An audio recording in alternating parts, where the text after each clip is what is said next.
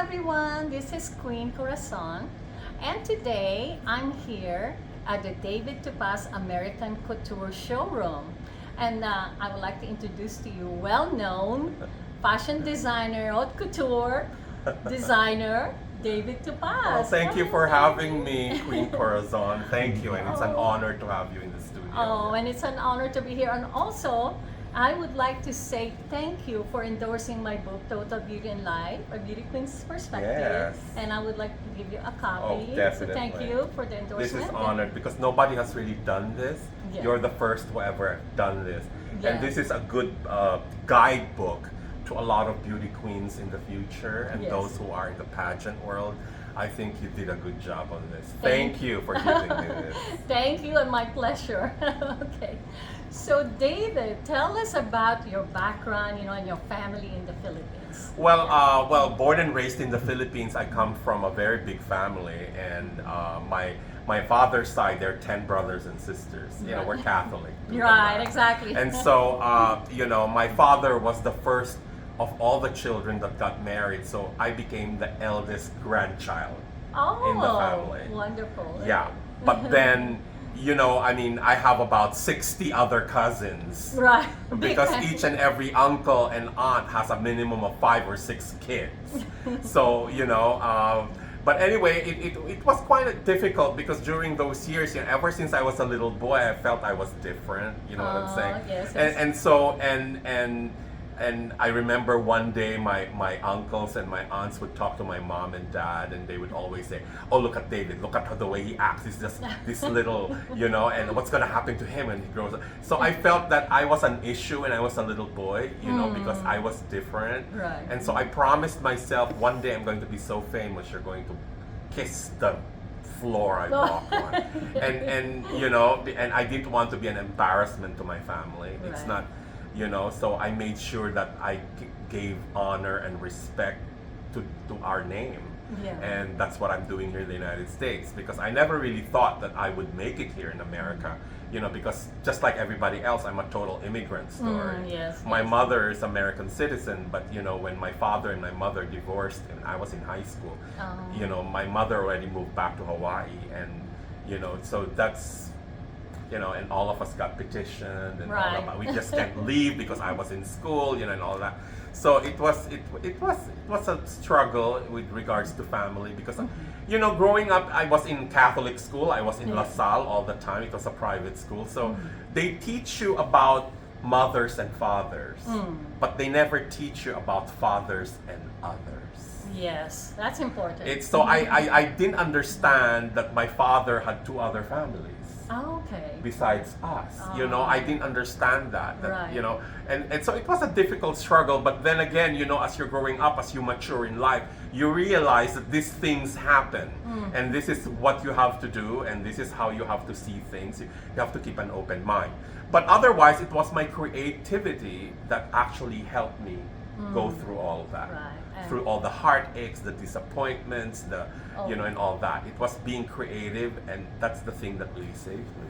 So, what inspired you to be a fashion designer? Well, actually, I graduated interior design. I never really, I was exposed to fashion in a sense that it's more personal. I never thought that it's going to be a career. Right. It's just that I remember as a little boy, my grandmother brought me, I think I was 8 years old, and my grandmother brought me to the movie theater. And at that time, the movie we were watching was the musical entitled My Fair Lady. Oh my. Yeah, right? And so it was the first time I saw this American film Yes. of a poor little flower Right. girl being transformed from being, like a beggar to almost like a princess. And I will never forget that segment where she was coming down the stairs in that white gown as Yeah. they were going to attend the ball. And I said to myself, I told my grandmother, one day I'd like to make beautiful dresses for women. And you did. And now I'm Very doing successful. it. Yeah, Very thank good. you. Okay. Yeah. So tell us about your, celebrity clients like the former First Lady Imelda Marcos, and of course you have. Well, a Mrs. lot. Marcos Yes. called me one day and said Yeah. that she needed a luau dress. Okay. And so I said, I call her tita, like aunt. I said, Right. tita, I said, there's so many designers in Manila that can make you, you know, a luau dress. You know, it's just a luau dress. And she commented and she said, oh, you know it, when I asked the designers to make me a dress, she said, it's like every day it's Santa Cruz. Every day it's like Flores de Mayo. It's like I have to go to a ball every time they make me a dress. You know, I want something simple, you know, et cetera, et cetera. So, you know, those are, you know, I'm quite close to her. And so, you know, I made her a luau dress, and my mom even went home to bring it to her. And so she's one of my clients, but most of my clients are American. I would say 100% of my clientele really Americans. You know, I dressed up Kris Kardashian, Melissa Manchester, Debbie Gibbs. I mean, so many of them, a lot of these celebrities. And yeah, and so that's the only reason why I'm still in business. It's because, you know, with the pandemic and the shutdown, you know, and people didn't get dressed because all the events were canceled. So all like online, all of it. Virtual, the red carpet was canceled, everything. So nobody was dressing up. Even weddings were canceled. Yes, exactly. And so it was quite difficult, but thank God to the entertainment industry that they would order, like, I did Debbie Gibson's entire concert, you know, for the concert that she was doing, etc. Music videos, you know, even her calendar. And so, so they kept me in business when my regular people were not ordering, were not buying. It was the entertainment people that kept me in business. Because even during the pandemic, their show still goes on, even if they don't have an audience. On TV, you know what I'm saying? So it affected everyone. It is. You know, some of my very good designer friends way back in New York closed. There's a lot of designers. Yeah, because it's like it's so hard. The fashion and entertainment industry. Because the first thing to go in an economic crisis or anything like this is luxury. Yes, exactly. Because you know you would take care of the basics first before you spend something on luxury. So, you know, and I'm in the luxury industry. But then again, I think the celebrities and I think the entertainment industry that kept me in business. Exactly. So I know you've done so many fashion shows and fashion week. What would you say is some of your most memorable? Well, the most memorable, well, they're all memorable to me, but the most memorable was the last fashion show I did in New York for New York Fashion Week before the pandemic. This was 2019, and the highlight of it all, they love the collection, everything, but usually after the show is done, you know, most of the press people who are there would interview me backstage. So, you know, the PR people in New York would give them, okay, you have 5 minutes, you have 10 minutes, because there's so many of them. And so, you know, the interesting part is that most of these press people, most of the media interview me and ask me about fashion. So it's primarily fashion questions, like what's the inspiration for the collection, what are the color trends, etc., etc. Until the New York Times came in. When the New York Times came in, I was not prepared for the kind of questions they were asking. Because the first thing they said, David, you seem to be very successful in what you do. What does success mean to you? Okay. So all right. So all of a sudden, I felt like you, like in a Miss Universe pageant, that you cannot like give a crappy answer, you know. And so I said, you know, I was able to compose my head, and you know, I speak always. I put my common sense first, and I said, you know, for me, I said, success depends on a person's level of contentment. There are people who work a 9-to-5 job being paid minimum wage, but the fact that they know they have a job, they feel successful. But there are other people who makes millions and billions of dollars, and for them it's still not enough. So it really depends on a person's level of contentment of what success means to them. That's very true. Right? Yes, exactly. And so, you know, and that's they said, so David, we know you're from the Philippines. I said, yes. And so you came to the US and now you're a designer, so do you still believe in the American dream? And I said, well, I'm an example of one, I said. And you know, I came to this country with just a luggage, and whatever is here, and whatever is here. So if I can make a name for myself in a country I was not born in, I must be doing really something great. But let me clear this up, because you know, the concept of immigrants coming to the United States, I said, is that most immigrants would just rather be employed. Right? In my case, I came to this country to build an empire. And you did. So congratulations. Thank you. And so I remember the following day it was all over the Fashion Review news. And all my friends were calling, oh, that was a bitchy answer. Exactly. Yeah. And you got a great personality, of Oh, course, to thank go you. with that. Well, I always believe in any industry you are, if you are a businessman or, you know, or whatever, people have to like you. Yes. Because very important. if they like you, there is no hindrance or obstacles that would stop them from supporting you.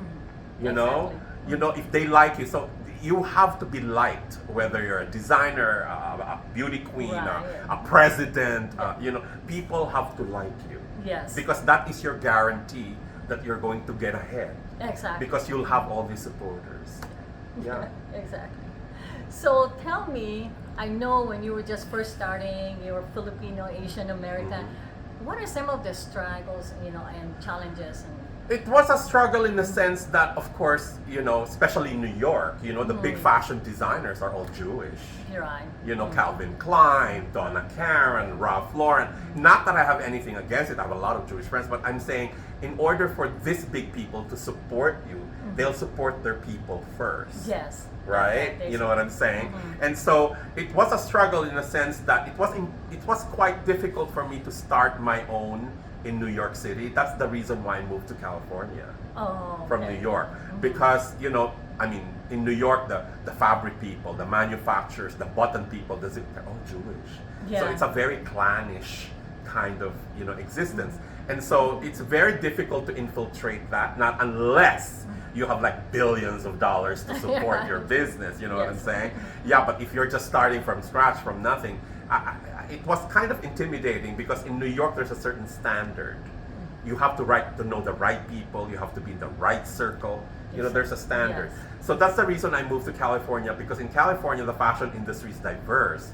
They're Koreans, they're Persians. That, you know, it was like a whole variety of people in downtown garment Multicultural, district. yes, and It's so diverse. So it was yes. easy for me to infiltrate. Right. You know what I'm saying? And so that's why I went to LA, and that's how I built my name actually, starting in In LA. yeah. And now you're in Las Vegas, Yes. of course. So tell me about Las Vegas, how you like it here, and you know. I your love Las beautiful- Vegas in Yeah. a sense that when I did my research, you know, Las Vegas is the last frontier.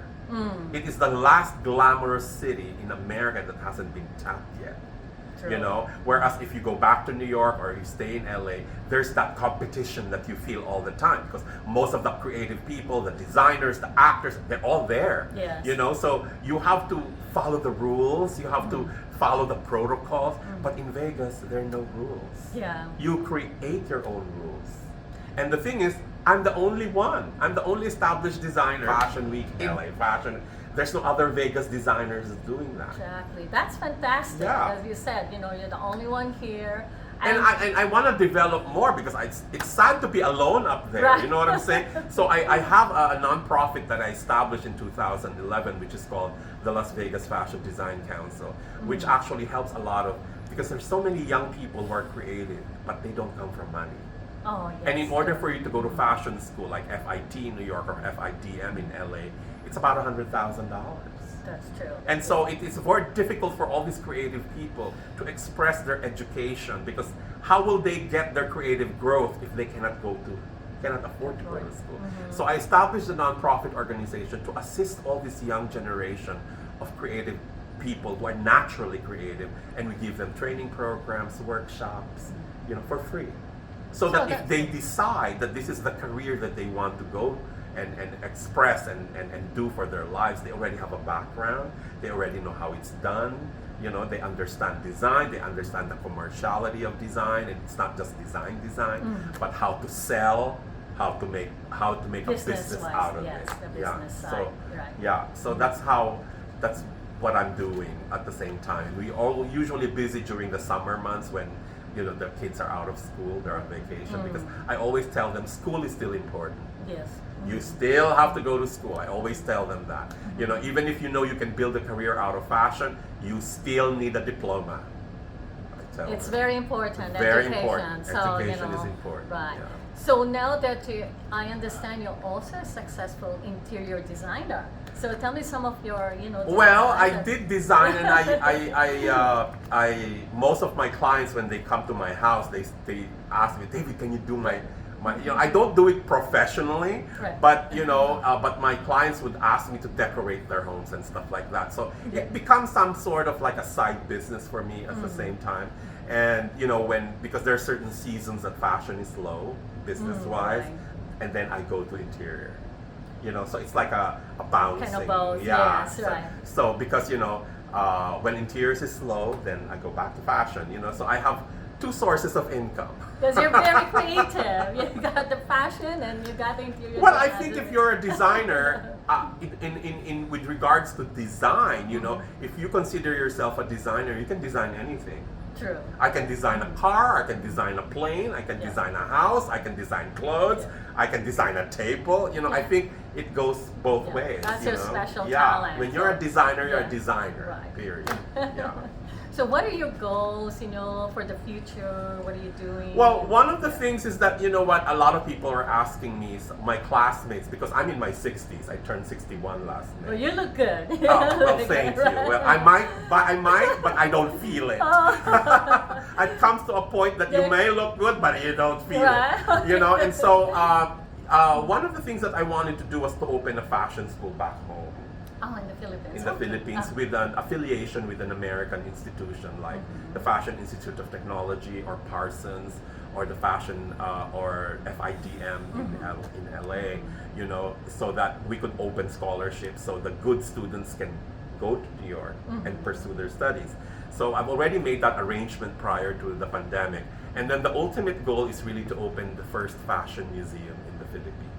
Oh, that will be wonderful. Because we To really show don't them, have that. to Yes. show them the history of fashion. Yes. Because for so many years, one of my passions and one of the things, I would call it my vice, what I'm saying, is I've been collecting fashions of clothing since the 1800s. So you have beautiful I have all those of collections. different, I have era. I was able to collect original Chanels from the 30s. Wonderful.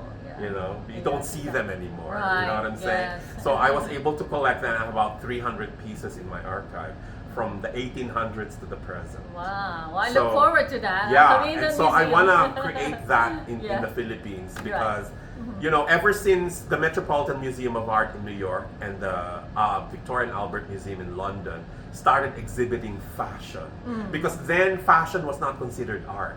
Right. It was called like decorative art, so it was not worthy of veneration. You know what I'm saying? Like when you see a Van Gogh painting or a Picasso painting, it doesn't give you that level. Yeah. But since the Metropolitan Museum of Art in New York and the Victoria and Albert Museum in London started doing this, and then of course the Louvre in Paris, Right. they have the Musée de la Mode, which shows you the old costumes of Napoleon Yes. and all that. So Classic. there what became important. People wondered, they were all fascinated with how people used to dress, and they would see the actual. Yeah. And so then now it's considered art. That one of the biggest exhibitions in the history of the Metropolitan Museum of Art that brought in more than 3 million people is the Alexander McQueen exhibit. Yeah, that's beautiful. Yeah. Yeah. So then the power of fashion became so strong that to this day, the money that the Metropolitan Museum of Art in New York gets is from the Met Gala. Oh, The so fashion that's what people. the fashion Yeah. people, of course, like Yeah. to support it. Yeah, that's it. Fashion save art. Exactly. That's what happens. Yeah. Well, thank you very much, David. So, how would our audience contact you? Tell us about, Well, or the website. Okay, or well, the- my website is davidtupaz.com. Tupaz is spelled T as in Tom, U-P-A-Z. It's like the birthstone topaz, Topaz, but yeah. then it's spelled with a U instead of an O. And then, you can Google me. Just Google my name, David Tupaz, and everything is there. You can go to YouTube. You can see all my shows in New York, in Seattle, in LA, all my interviews for Channel 5, for CNN. They're all there. They're all big. Yeah. Well, thank you very much. It's been an amazing interview. And good night, everyone. Thank you for having me.